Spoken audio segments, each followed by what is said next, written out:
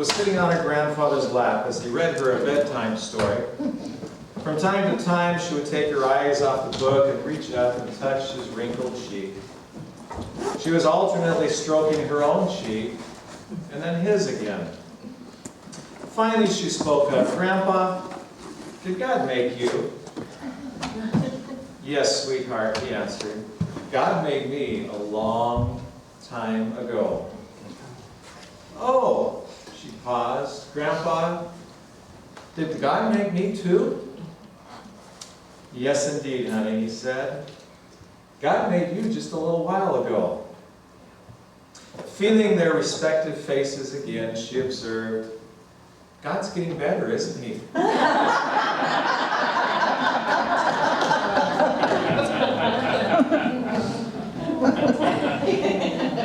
John chapter 5.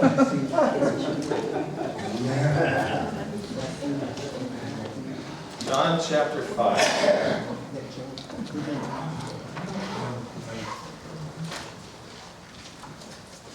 Beginning with verse 1. After this, there was a feast of the Jews, and Jesus went up to Jerusalem. Now there is in Jerusalem by the sheep gate a pool, which is called in Hebrew Bethesda, having 5 porches. In these lay a great multitude of sick people, blind, lame, paralyzed, waiting for the moving of the water.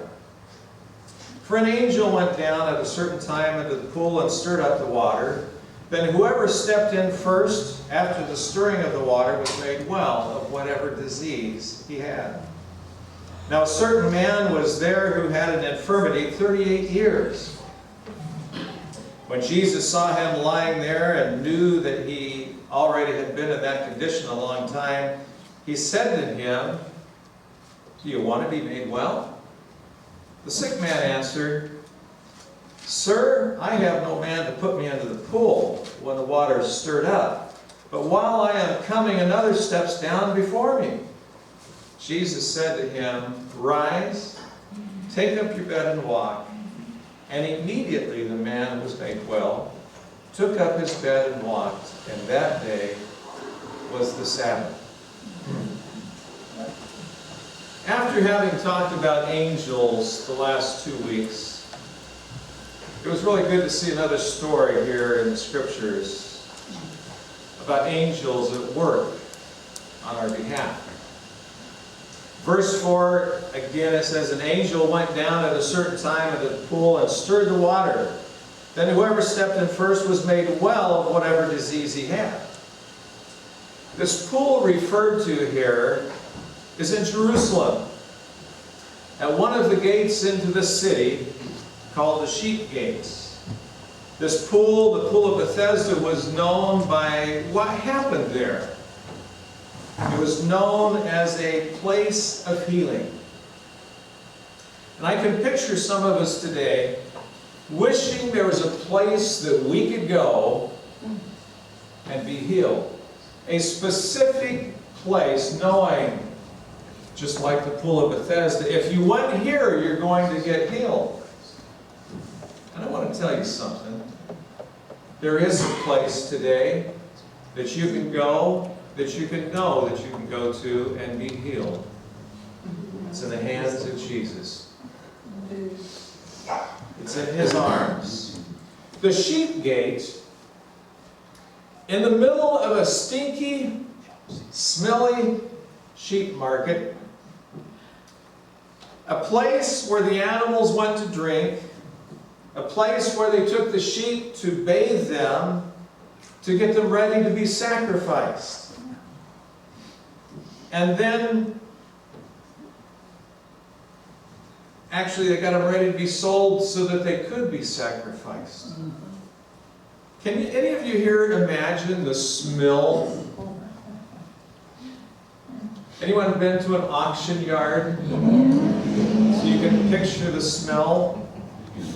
Can anyone here imagine how filthy and dirty this pool was? Would you just think about that for a minute? And yet this was known as a place of healing. On top of that, I want you to picture sick people all around this pool. And it says there was a multitude around this pool, packed in. Because the word around that part of the country was, this was a place you could go to and be healed. A place where everyone wanted to be if they were sick. And this reminds me of another story of the Word. In 2 Kings chapter 5, about a man named Naaman. He was a commander of the army of the king of Syria. He was called a great man, a man of valor, a mighty man of valor.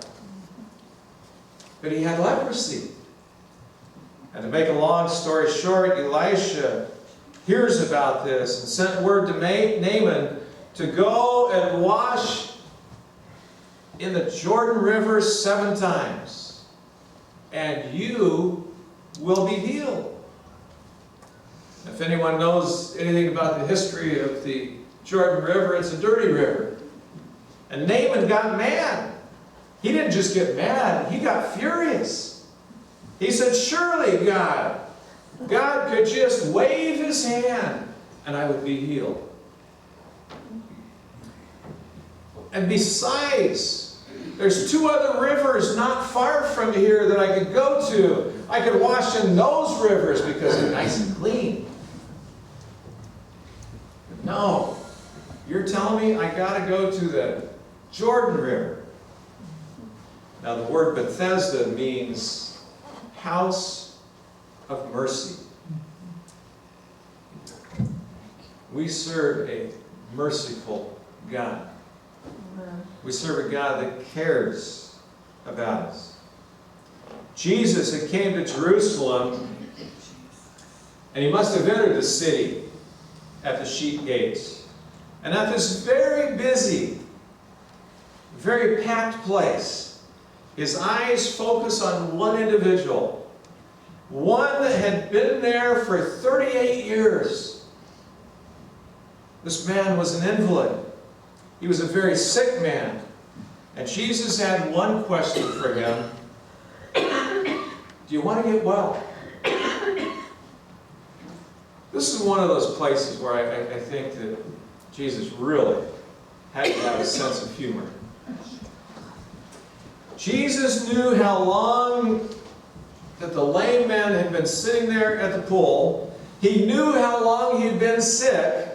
And he looks at him and says, do you want to get well? Who in their right mind, if they're sick, doesn't want to get well?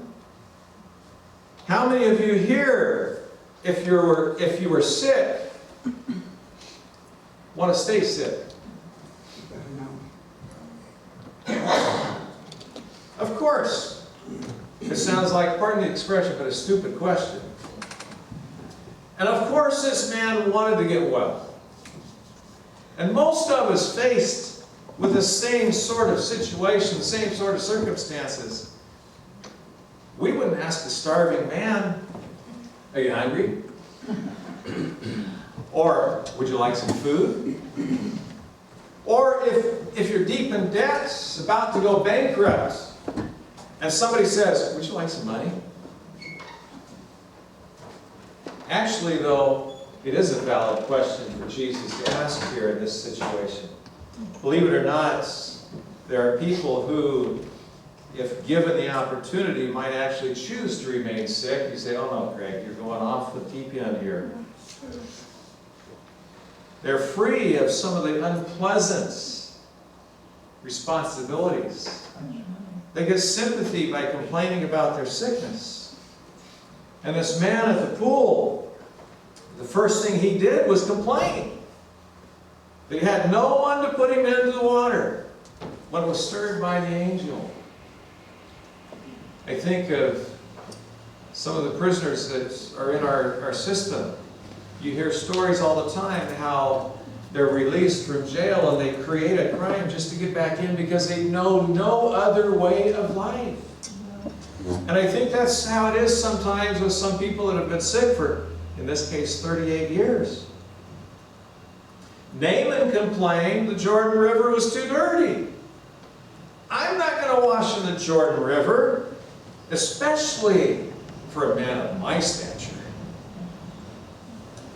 A gentleman by the name of Dave Reaver, some of you may know him, he's a disabled Vietnam vet, tells of a young man in the 60s who didn't want to be drafted. So he had all his teeth pulled out to make himself unfit for military duty. But when he took his physical, he was declared unfit because of flat feet. So when Jesus asked, "Do you want to get well?" he seems to be saying this: you have friends who bring you here, and you have developed friendships with others who come here regularly. If I heal you, your life's going to do a complete reversal. It's going to do a complete turnaround. You'll be expected to get a job and relate to people on different terms. Are you ready for that change? Do you really want to get well? And I believe that's a question that we need to ask ourselves. What do you want?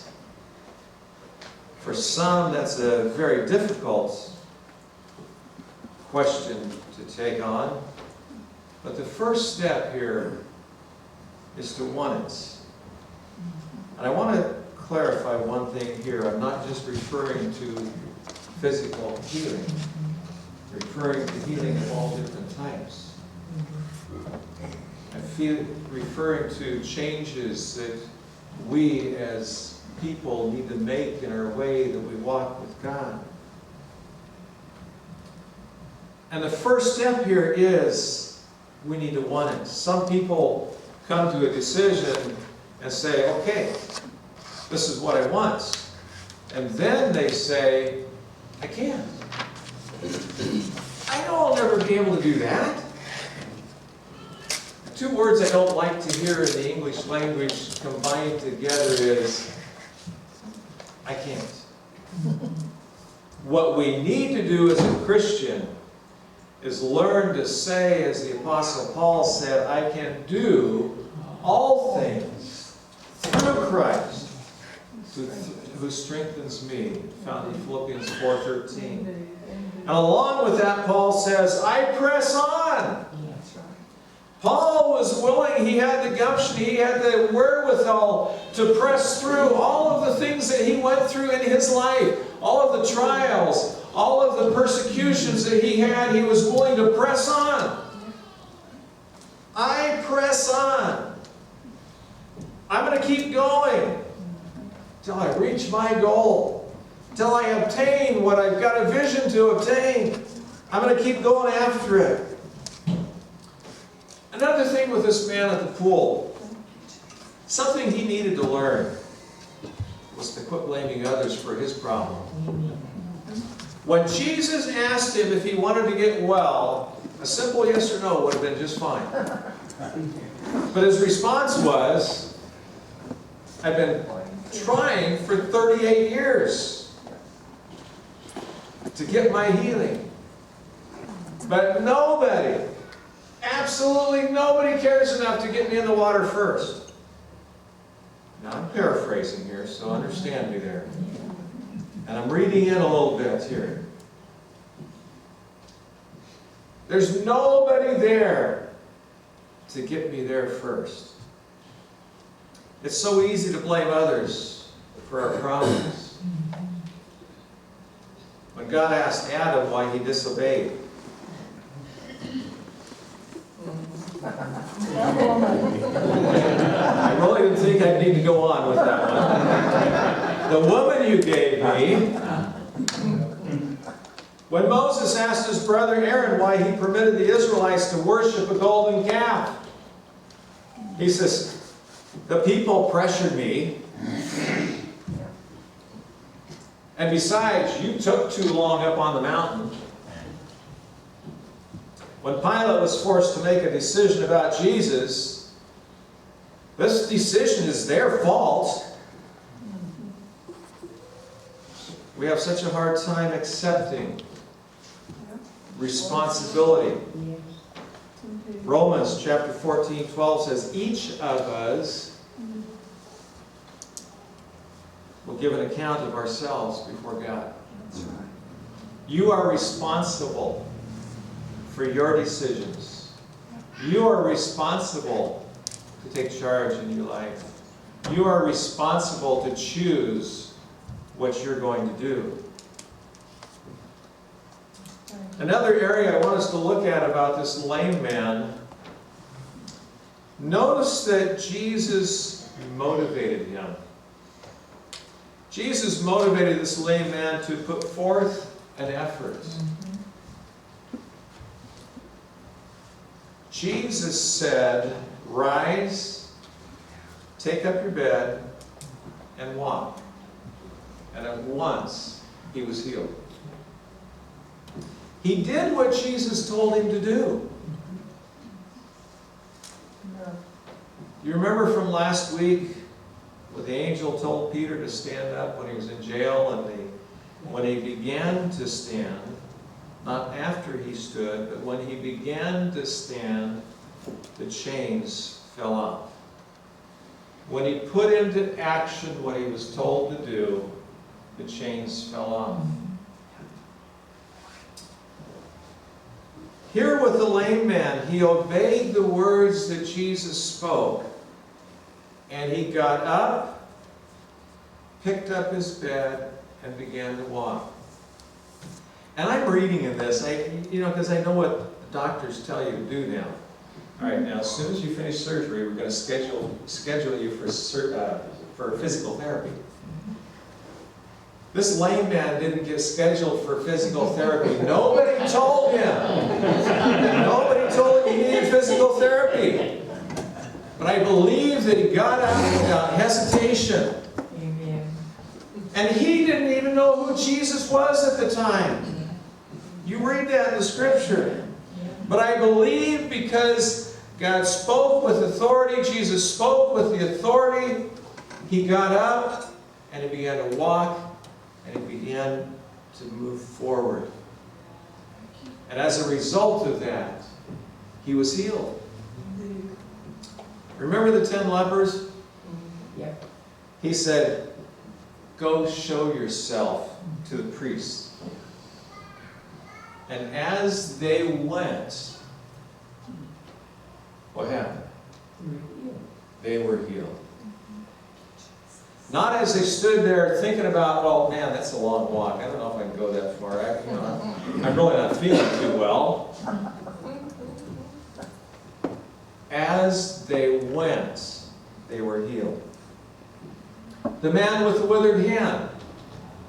Jesus told him to stretch out or stretch forth your hand. As he did, something happened. Anyone want to help me out with that one? He was healed. Jesus put clay on the eyes of a blind man. Then he told him to go wash in the pool of Siloam. And when he washed, he was healed. And the lame man, Jesus asked this man to do something. Something that he hadn't done for 38 years. If you haven't been able to do something for 38 years, how are you going to feel about it? I can't do that. Now I'm getting spoiled out at work because Nate keeps saying, no, Dad, I got it. I got it. It's okay. I got it. But in this case, you didn't have anyone here to say, Dad, I got it. Lame man, Jesus spoke to him and he got up. And he did. What has God told you to do?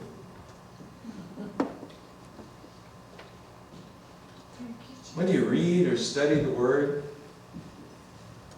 do you ever think of the what ifs? What if? When Jesus told the man with the withered hand to stretch it out, and he goes, what if? he would have never been healed. What if the 10 lepers, after they'd been told to go show themselves to the priest, they said, nah, that's okay. It'll wait. It'll be okay. I can do that later. What would have happened? They would have never received their healing.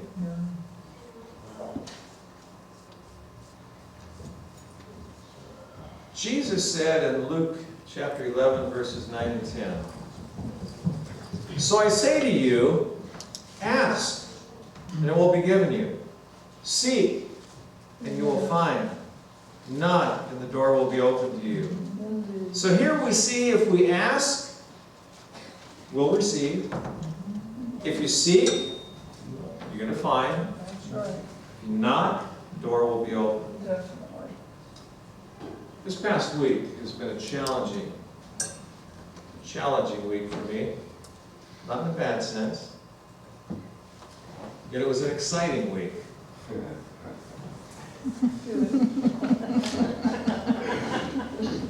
won't go there.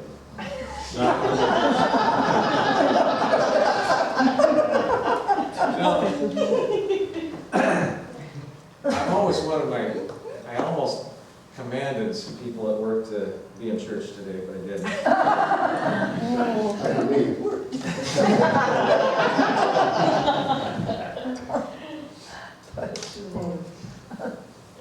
It's exciting serving God, I'm going to tell you that.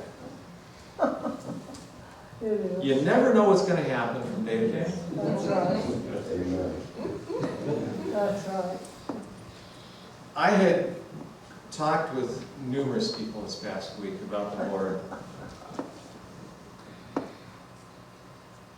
Thank you. Some of them had lost hope.